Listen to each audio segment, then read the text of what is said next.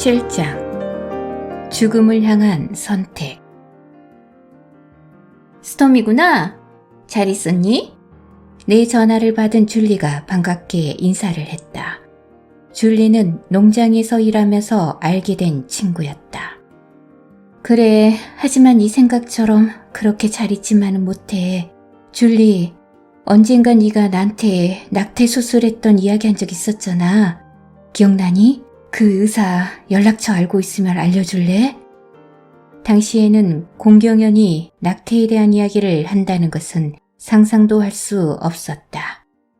어쨌든 나는 줄리에게서 처음으로 낙태라는 말을 들은 적이 있었던 것이었다.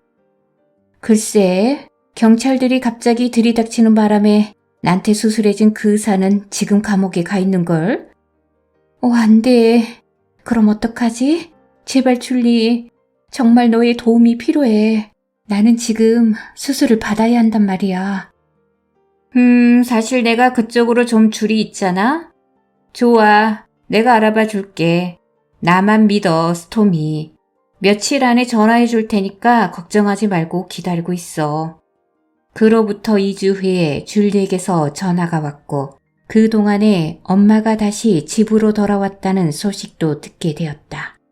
우리 중에서 엄마에게 어디서 뭘 했는지 묻는 사람은 아무도 없었다. 그저 아무 일도 없었다는 듯이 또 꾸역꾸역 살아갈 뿐이었다. 엄마의 소식을 들은 다음 날 줄리에게서 전화가 왔다. 멕시코 국경 쪽에 낙태 전문 의사가 있어.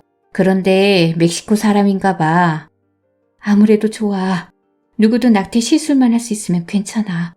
그런데 비용은 얼마래니? $600. $600? 이런, 수중에 $50도 없는데 어쨌든 돈은 어떻게든 마련해 볼 테니까 그 사람에게 수술 날짜는 언제냐고 물어봐 줄래? 나는 스코트를 찾아가 대놓고 낙태 수술비를 달라고 했다. 하지만 스코트는 진짜 임신했냐면서 혹시 다른 데에 돈이 필요해서 그런 것이 아니냐며 의심을 했다. 이런 스코트의 태도에 적지 않이 상처를 받긴 했지만 어쨌든 주는 돈을 받고 돌아섰다. 그 길로 스코트와는 끝이었다. 손에 $600를 들고 나는 미친 듯이 차를 몰아 멕시코로 이어지는 고속도로 진입까지 단숨에 찾아갔다. 거기에는 자동차 기사와 나와 같은 목적으로 그곳을 찾은 한 부부가 있었다. 우리는 가볍게 몇 마디 인사를 주고받았지만 곧 멕시코 국경에 도착할 때까지 아무런 말도 하지 않았다. 사실 너무나 두려웠다. 하지만 임신한 상태로 괴로워하는 것보다는 낫다고 생각했다. 국경 지역에서도 특별한 문제는 없었다. 국경경비대와 운전사가 서로 알고 지내는 것 같았다. 우리는 낡고 지저분한 허름한 집으로 안내되었다. 한 멕시코 여자가 문 앞에서 우리를 기다리고 있었다. 거실로 들어가자 문이 뒤에서 닫혔고 의사로 보이는 사람이 가볍게 인사를 던졌다. 거기까지 도착하는 데만도 너무나 긴장되고 두려웠기 때문에 긴장 속에서 기다리느니 차라리 제일 먼저 수술을 받겠노라고 나섰다. 그래서 집 뒤쪽에 어두컴컴한 길을 따라 수술실로 보이는 방으로 인도되었다. 나는 수술복으로 갈아입고 수술 침대 위에 누웠다. 조금 있다가 의사가 마취 주사를 놓으면서 오싹한 농담을 던졌다. 이 이야기를 깜빡했는데 혹시 수술하다가 잘못되어 죽게 되면 시체는 사막에다 내다 버립니다. 아셨죠? 행여 경찰에 걸리기라도 하면 제 인생도 끝장이니까요. 어쨌든 저도 목숨 걸고 하는 것이니까 서로 피장파장이지요.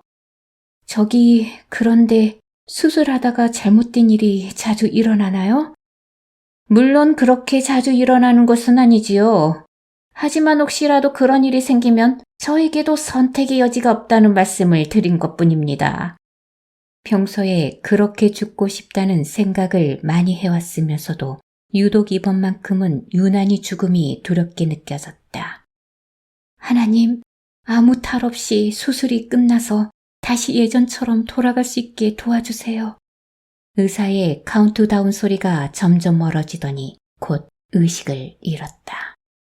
다시 눈을 떠보니 아까와는 다른 방이었다. 수술을 다 끝내고 집으로 돌아가기 전에 잠깐 안정을 취하게끔 마련해 놓은 일종의 회복실이었다. 확실히 처음 일주일간은 구역질이 나지 않았다. 이제 그 끔찍한 악몽은 막을 내린 것이었다. 다시 나에게 기회가 주어졌다는 사실에 너무 기뻤다. 하나님, 정말 감사합니다. 앞으로는 착하게 살게요. 부족한 것이 있어도 불평 대신에 감사하고 그럴게요. 그리고 다시는 이런 일이 일어나지 않도록 할게요. 간단한 기도이긴 했지만 그래도 나는 꽤 진지했다.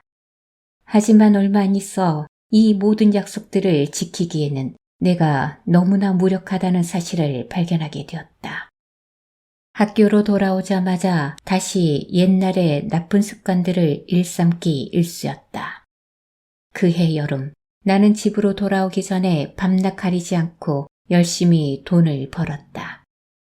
그동안 엄마는 전에 나에 대해서 품었던 분노와 증오를 아빠에게로 돌렸다. 엄마에게 아빠나 들로레스 이모는 엄청난 적대 세력이었다.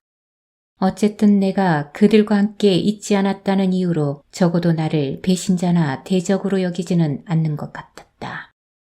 문제는 수지였다.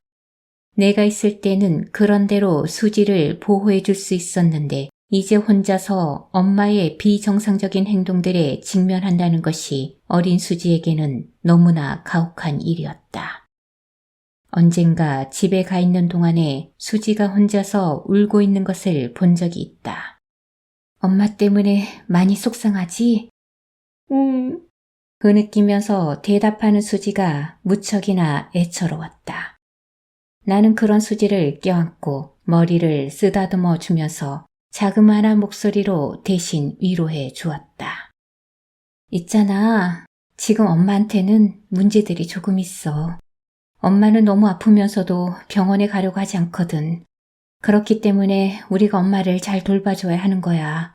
엄마가 하는 말이나 행동들에 대해서 너무 크게 신경 쓰지 않아도 돼. 알았지? 어떻게 그런 말들을 할 수가 있었는지 지금 생각해도 정말 신기한 일이 아닐 수 없다. 엄마를 늘 경멸해 오면서 한 번도 불쌍하다고 생각한 적이 없었던 내가 수지에게 그런 말을 격려해 주었다는 것이 정말 신기했다. 수지는 그 뒤로 상황을 한결 더 가볍게 받아들이면서 잘 극복해 나가는 것 같았다. 반면에 내 우울증은 점점 더 악화되었다. 마음속의 불안은 점점 더 가중되는 것 같았고 아침에 잠에서 깰 때마다 드는 자살 충동 때문에 미칠 것만 같았다. 가장 심각한 문제는 이 모든 감정에서 벗어나기 위해 일에 파묻혀 지내는 바람에 생겨난 만성 피로였다. 그 여름의 마지막 공연이 끝나고 나는 다시 학교로 돌아가야 했다. 하지만 공연이 너무나 좋았기 때문에 학교로 돌아가기가 정말 싫었다. 그런데 나와 함께 공연한 여가수가 합창단의 전국 공연에 관심 있으면 함께 가지 않겠냐며 제안했다. 나는 기꺼이 승낙했고 그 뒤로 학교와는 완전 작별이었다. 그로부터 미국 전역을 다니며 합창단과 함께 공연을 다니던 9개월 동안 뜻하지 않은 문제가 생겼다. 30명이 넘은 단원들과 함께 한 버스를 타고 다니면서 또 숙소도 변변치 않아 여럿이 함께 쓰게 되면서 내 우울증이나 불안감 따위들을 숨길 만한 곳이 없다는 것이었다. 때문에 나는 사람들 앞에서 늘 괜찮은 표정을 지어야 했고 그건 정말 너무나도 지치는 일이었다. 일주일에 한 번은 집에 전화를 걸어 수지에게 안부를 묻곤 했는데 언젠가 하루는 엄마로부터 전화가 왔다. 너 때문에 그들이 나를 찾아 죽이려 하고 있단 말이야. 엄마가 말하는 그들이라고 하는 것은 분명 텔레비전 드라마에 나오는 사람들일 것임이 틀림없었기 때문에 그다지 심각한 것은 아니었다. 그런데 이어지는 엄마의 이야기가 나를 화나게 했다. 스토미, 네가 아무짝에도 쓸모없다는 사실을 잊진 않았겠지? 네가 아무리 근사한 합창단 속에 숨어서 노래를 부르고 있다 하더라도 너는 아무것도 아니야. 분명 엄마는 제정신이 아니었다. 하지만 왜 나는 엄마의 전화를 받고 이처럼 마음이 흔들리는 걸까? 엄마의 말이 사실이 아니라는 것을 알면서도 번번이 엄마의 이야기를 들을 때마다 상처를 받곤 했다. 엄마에게는 나를 광에 가두던 그때처럼 여전히 나를 황폐하게 만드는 힘이 있는 것 같았다.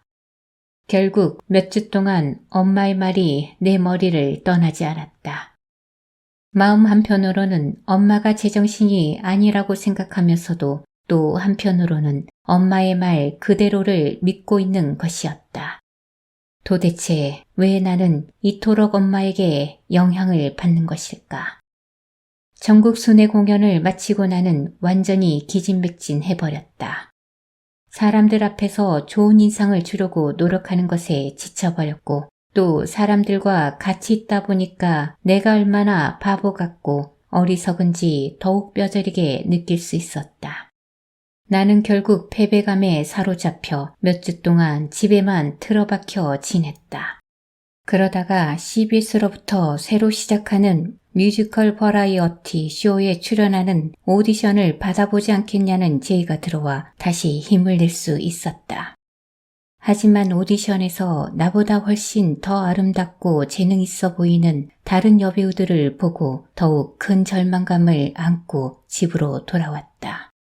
그로부터 일주일 후에 연출자로부터 전화가 와서 쇼의 전속 가수 4명 중에 1명으로 캐스팅되었다는 이야기를 들었다. 기쁘기도 하고 한편으로는 두렵기도 했다. 오디션에서는 사람들에게 좋은 인상을 주었다고 해도 과연 그것이 얼마나 오래 갈 것인가 하는 것이 문제였다. 이런 걱정은 나의 불안감을 더욱 가중시켰다. 도대체 언제 무슨 일이 일어날지 모를 노릇이었다. 물론 전에 그런 일이 일어나면 즉시 화장실로 가서 안정을 되찾고 남몰래 눈물을 흘리곤 했지만 그런 방법이 언제까지 통할는지 모를 일이었다. 혹시 목소리가 나오지 않으면 어떻게 하나 하는 것도 큰 걱정이었다. 하지만 이 모든 두려움에도 불구하고 나는 여름 동안의 일들을 성공적으로 소화해냈다. 그 덕분에 다른 쇼에서 춤추면서 노래하는 역을 따냈고 광고와 음반 제작의 오디션에도 참여할 수 있게 되었다. 수많은 유명 배우들과 함께 공연할 수 있는 기회가 주어진다는 것은 정말 신나는 일이었다. 하지만 오디션 당일 나는 우울과 절망감에 빠지게 되었고 과연 내가 잘 해낼 수 있을까 하는 불안감에 휩싸였다. 매니저인 제리가 전화를 걸어서 돌변한 내 태도에 대해 궁금해했다.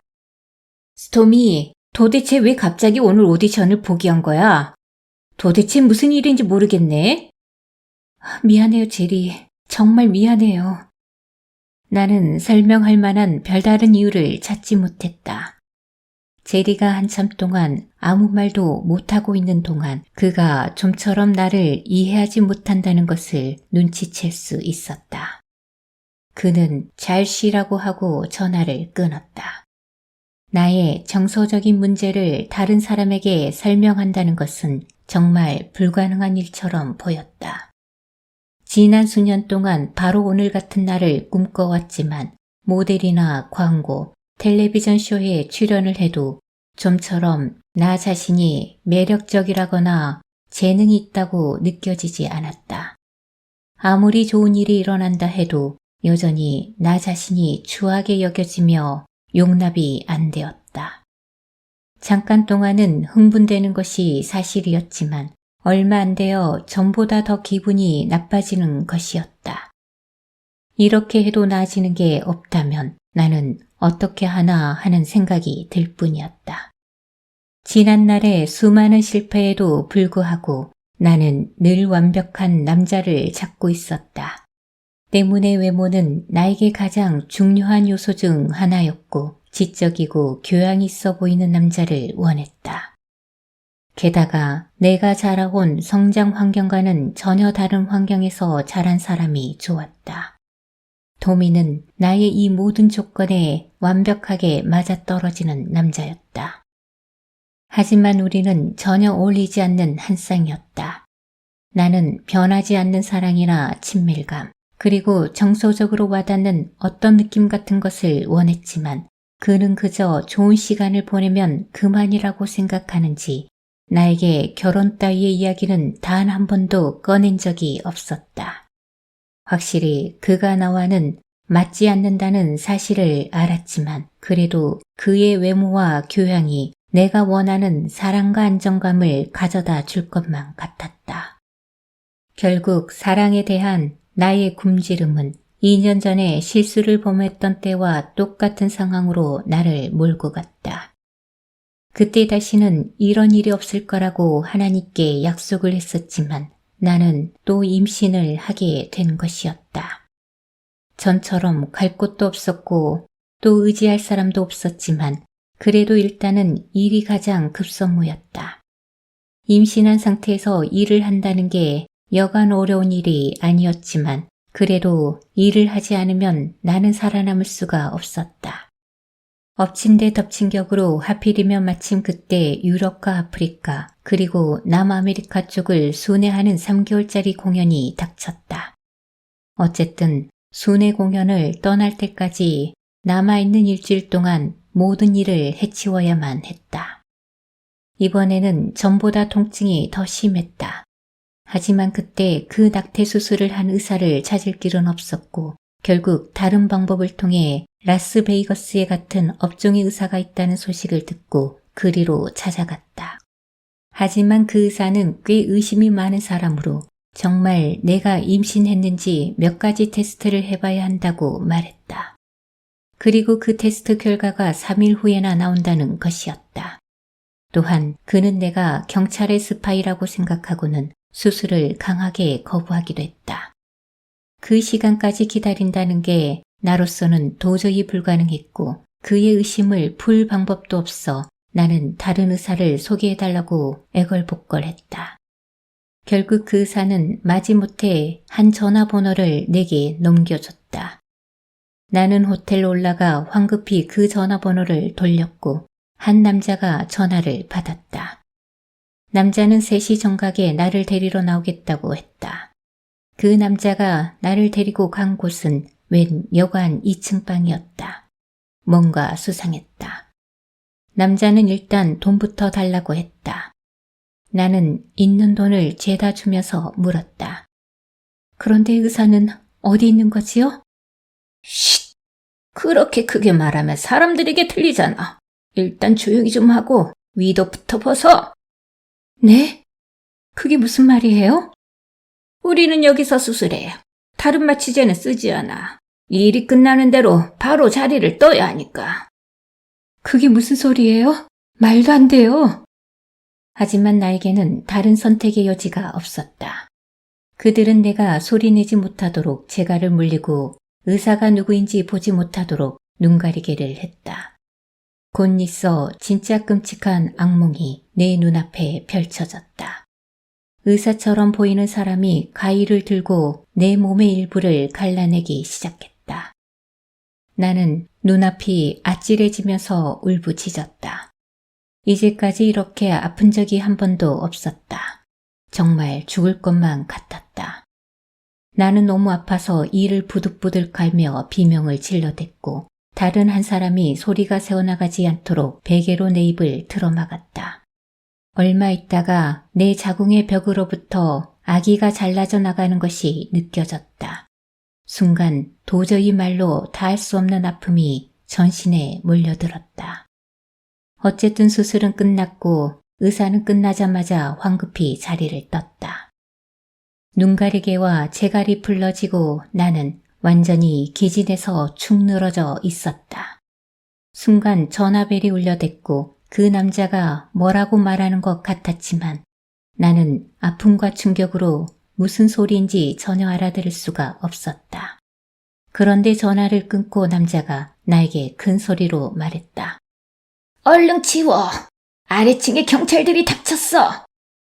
하지만 내 다리 사이는 이미 비범벅이 되어 있었고 수술에 쓰인 천 조각과 소매는 피가 흥건히 젖어 있었다. 남자는 그런 것들을 얼른 화장실에다 버리라고 고래고래 소리를 질러댔다. 나 역시 경찰들에게 들키고 싶지 않아서 휴지로 피를 닦아내며 남자의 지시를 따랐다. 휴지로 다리에 있는 피며 침대 위, 가슴, 서랍장에 묻어있는 피들을 닦아내는데 눈물과 땀이 범벅이 되었다. 얼마 안 있어서 남자가 안도의 한숨을 쉬며 말했다. 아래층에서 빌어먹을 납치 사건이 있었나 봐. 우리랑은 상관없어. 내가 여기 나머지를 치울 테니까 댁은 얼굴이랑 머리 좀 다시 해. 나는 정신없이 눈물을 흘렸다. 그리고 얼마 안 있어 그 남자가 나를 숙소로 다시 데려다 주었다. 지난번처럼 결국 낙태를 했지만 이번에는 나 자신이 너무나 혐오스럽게 여겨졌다. 결국 이틀 후에 나는 공연팀에 무사히 합류할 수 있었다. 하지만 몇 주 동안 출혈이 계속되어서 결국 나는 지혈 수술을 받으러 병원에 입원해야만 했다. 출혈은 멈췄지만 아픈 기억은 좀처럼 머릿속에서 떠날 줄을 몰랐다. 그 뒤로 아기들을 볼 때마다 전에 없던 공허함과 허탈감을 느끼게 되면서 나의 정서적인 침체와 영적인 고통은 말할 수 없이 심해졌다.